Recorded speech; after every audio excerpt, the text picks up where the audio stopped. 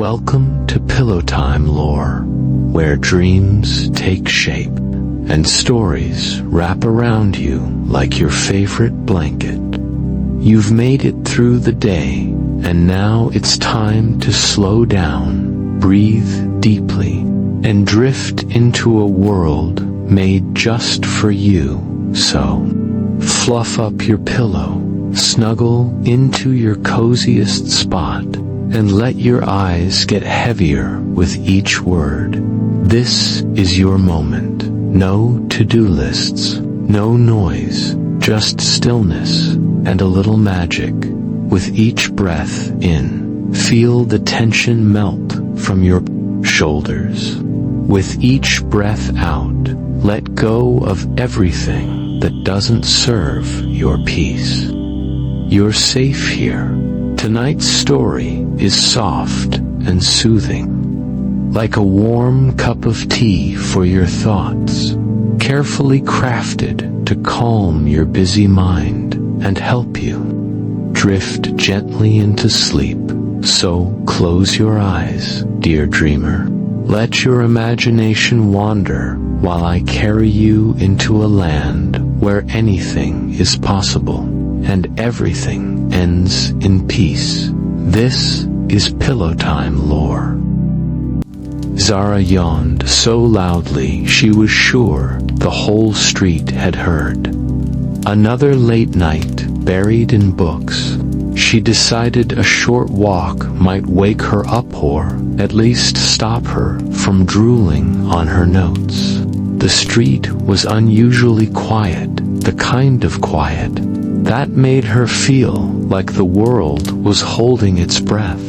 That's when she saw it, a mailbox glowing faintly under the dim streetlight, sitting neatly on the sidewalk as if it had appeared from nowhere. Its red paint shimmered like it had a heartbeat.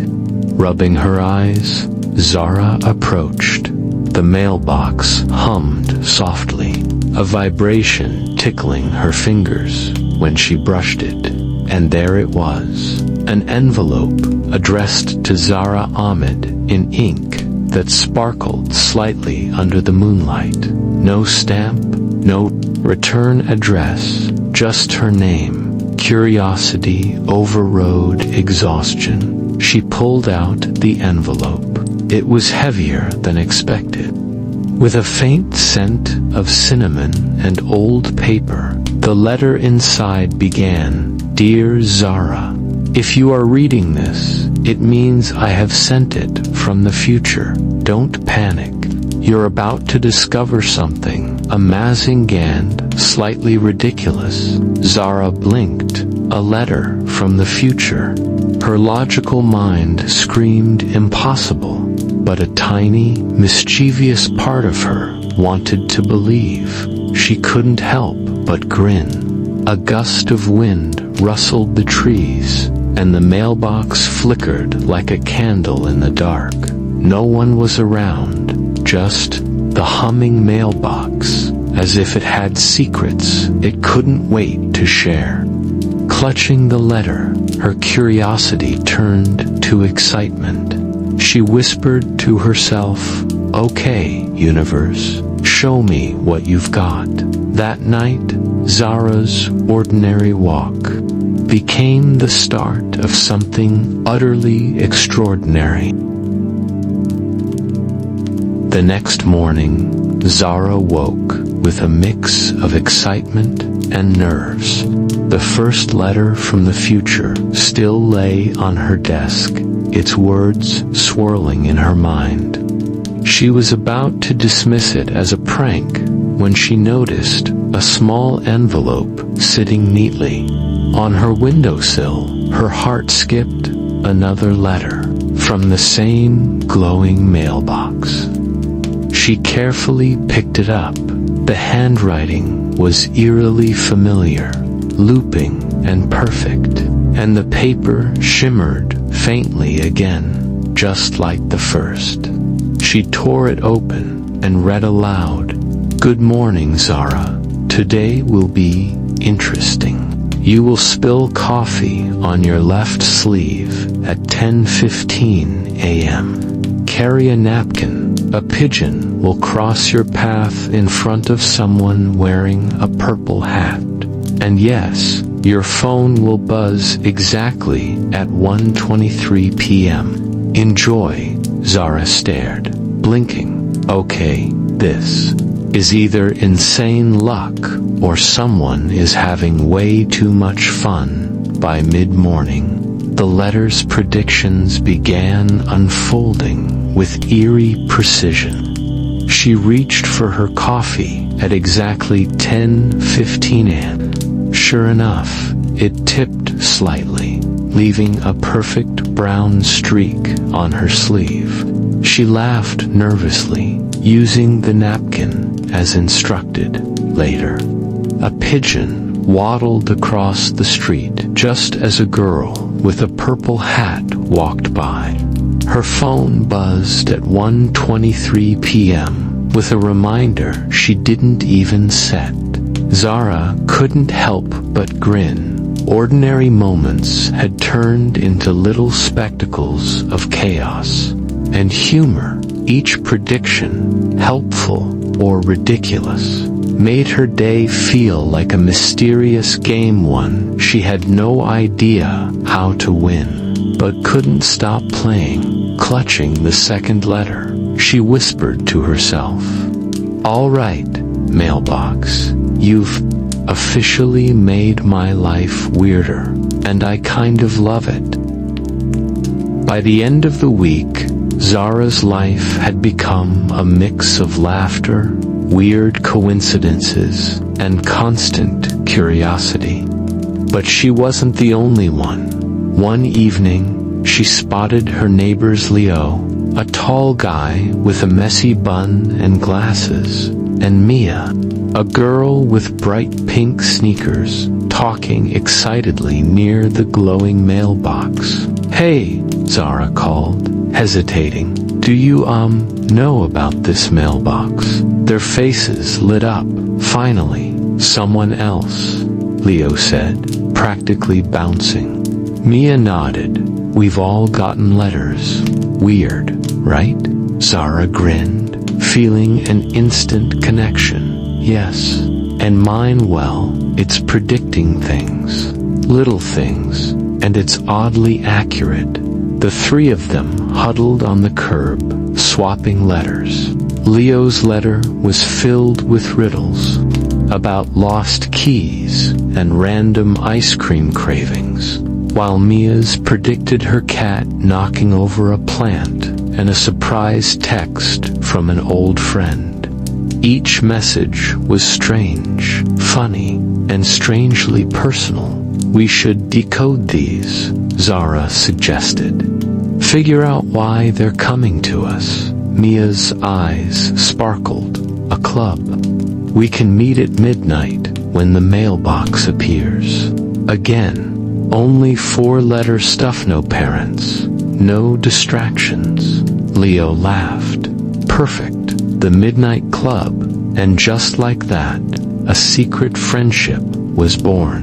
They began meeting every night, comparing letters, testing predictions, and laughing at how bizarrely accurate or ridiculous the messages were. From spilled coffee to surprise deliveries, each letter became a new puzzle. For Zara, the Midnight Club wasn't just about the letters, it was about belonging, mystery, and the thrill of sharing a secret world with people who understood her curiosity. And as the glow of the mailbox lit up their faces that night, she realized something exciting. Maybe the mailbox wasn't just magical. It was bringing them together for something far bigger than they could imagine. The next morning, Zara woke to find a new letter sitting on her desk. Its edges shimmered faintly, like it always did. She opened it with a mix of excitement and dread. "Dear Zara, Today you will face your first challenge. Avoid stepping on anyone's foot during class. Also, someone will try to borrow your notes in the middle of a lecture. Don't give them the wrong page. Chaos awaits. Zara blinked. Step on someone's foot. Borrow notes. What kind of test is this? At college, she followed the letter's instructions to the letter. Careful steps, checking her notes twice, and even sidestepping a rogue backpack strap. Everything seemed normal until the chaos began. During the second lecture, she spotted a classmate rushing toward her. Her heart skipped. She handed over the notes, only to realize she'd accidentally given the page upside down. The entire class burst into laughter when the professor peeked at it. Zara turned red, but the letter's prediction had been strangely accurate about the borrowing part. Then came the footstepping challenge. As she tried to gracefully avoid everyone, she collided with Leo, one of her midnight club friends, sending both of them tumbling into a stack of chairs. Mia, sitting nearby, couldn't stop laughing. Other students joined in, turning the classroom into a mini circus. By the end of the day, Zara was exhausted, covered in notebook pages and laughter. She couldn't help but giggle herself. The letters were clearly predicting things, but in ways she could never fully control. That night, as she shared the day's mishaps with the Midnight Club, they all agreed. The letters weren't just predictions, they were invitations to a game where humor, surprise, and chaos were part of the rules, and Zara realized she was hooked. The next letter didn't arrive on a morning desk or during a lecture. It came at midnight, as if the mailbox itself had chosen the hour. The glow on the street corner was faint, almost hesitant, like it didn't want to be seen. Zara, Mia, and Leo gathered silently, their breath visible in the cool night air. The letter was brief. The mailbox appears only once a month. Find the origin. The past is waiting. Zara's fingers trembled. Once a month. That explains why we haven't seen it before. Mia's eyes were wide. Origin. What could that mean? Leo, usually the skeptic, felt a shiver run down his spine. It must be linked to something old, maybe abandoned. Their curiosity ignited. By the next evening, the trio scoured the city records, combing through maps and dusty archives at the public library. After hours of searching, they stumbled upon something peculiar, a post office that had closed decades ago, tucked in a forgotten corner of the city. Its windows were dusty, its sign barely readable, but the address matched the one faintly etched on the mailbox's back. "That's it," Zara whispered, her heart pounding. "It's connected to this place." The three friends stood before the abandoned post office the next night. Shadows pooled around the broken steps, and the building seemed to hum with a quiet energy, as if it remembered them. The air was heavy, carrying the scent of aged paper and rust. Suddenly, a draft whispered through the cracked doorway, and for a moment, it felt as if the building was alive, watching them. The mailbox was nowhere to be seen, yet the letters had brought them here, guiding them toward something they couldn't yet name. "This is bigger than letters, predicting our days," Mia said, her voice barely above a whisper.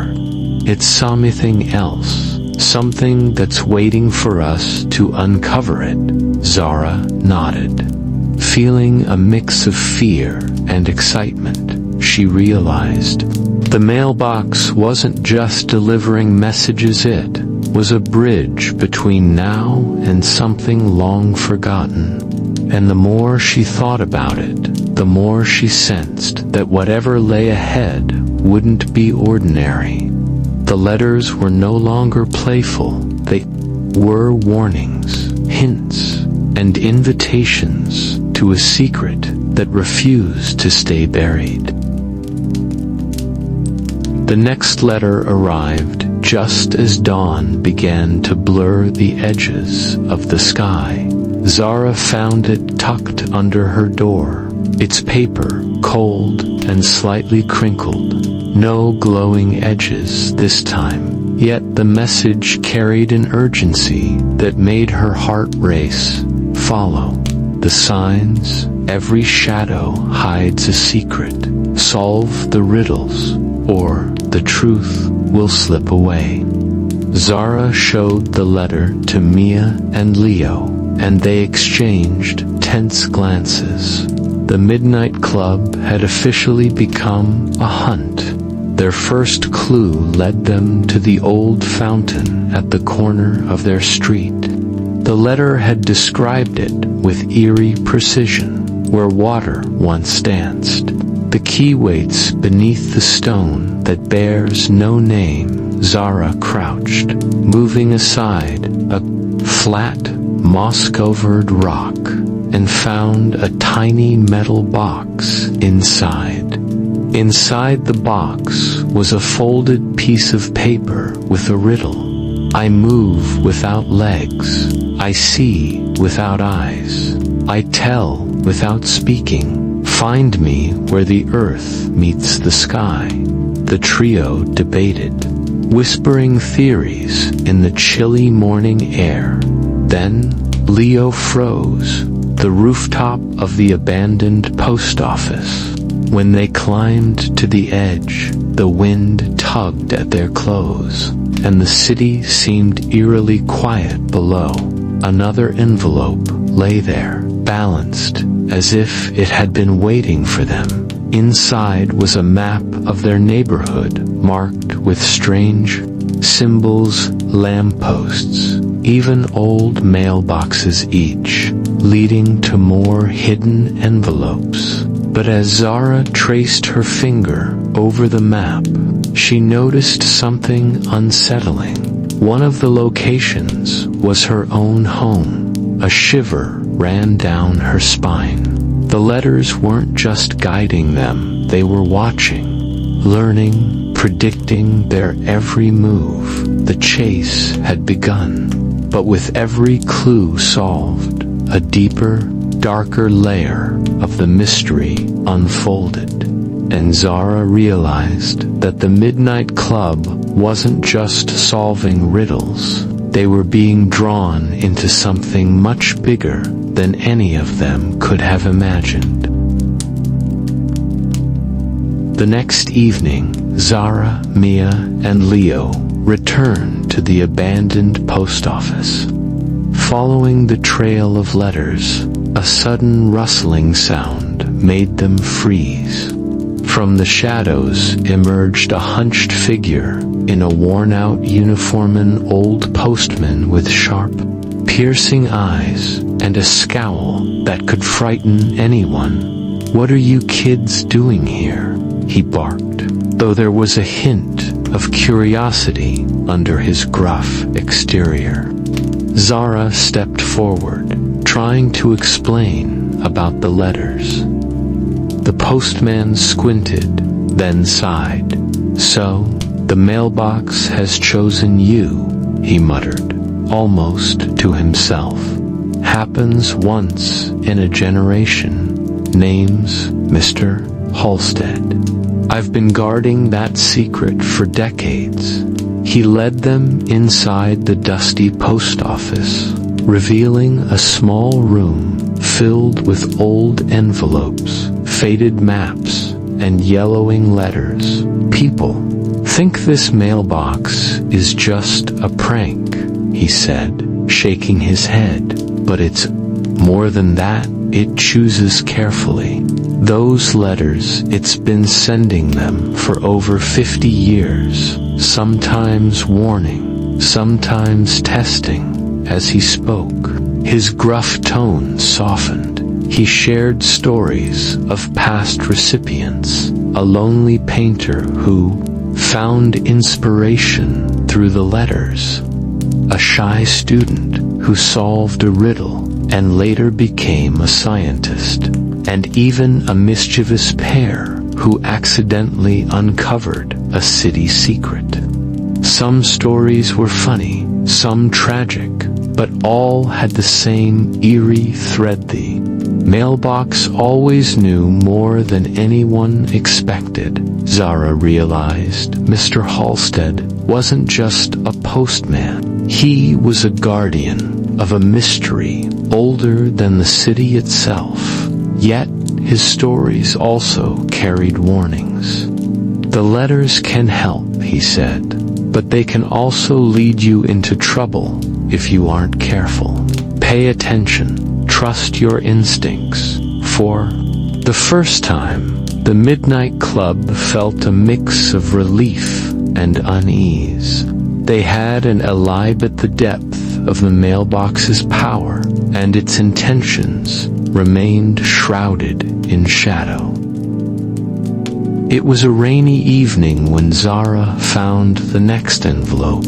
Slick from the drops that had blown under her door, she hesitated before opening it, a strange chill running down her spine. When she finally unfolded the letter, her heart sank. "One of you will face danger tonight. Stop it if you can, or the consequences will be unforgettable." Zara called Mia and Leo immediately, their voices tight with worry. For a moment, even their usual teasing banter vanished, replaced by a tense silence.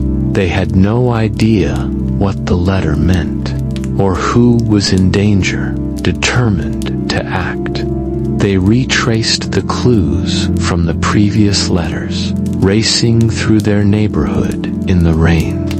Every shadow seemed larger, every puddle a trap. They double-checked lampposts, old mailboxes, and the abandoned post office, but nothing screamed danger. Then, as Leo tried to jump over a small fence, he slipped and tumbled into a muddy puddle. Mia screamed, rushing to help him, while Zara felt a weird mix of relief and frustration. Was this the danger? She muttered, dripping wet herself. The letters weren't straightforward. Each attempt to prevent catastrophe seemed to spiral into small, hilarious disasters. Mia slipped on the fountain steps. Zara got soaked, chasing a clue through alleyways, and Leo somehow ended up covered in paint from a broken bucket near the post office. By the time they regrouped, shivering and exhausted, they realized the real lesson wasn't about avoiding danger, was about staying sharp, trusting each other, and thinking 2 steps ahead. The penultimate letter had shaken them, but it also sharpened their senses, preparing them for whatever awaited in the final message. The Midnight Club now knew one thing for certain. The mailbox was more than a guide. It was a test, and the climax was closer than they feared. The Midnight Club had never been this quiet.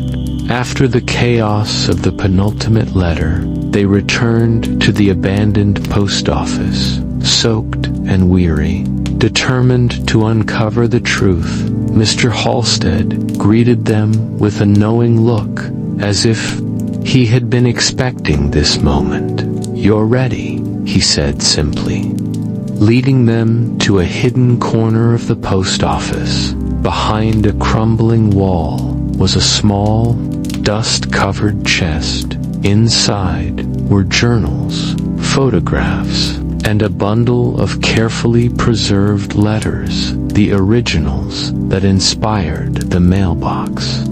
"These belonged to the inventor," Mr. Halstead explained, his voice softer now. "His name was Elias Greer. He lived here decades ago.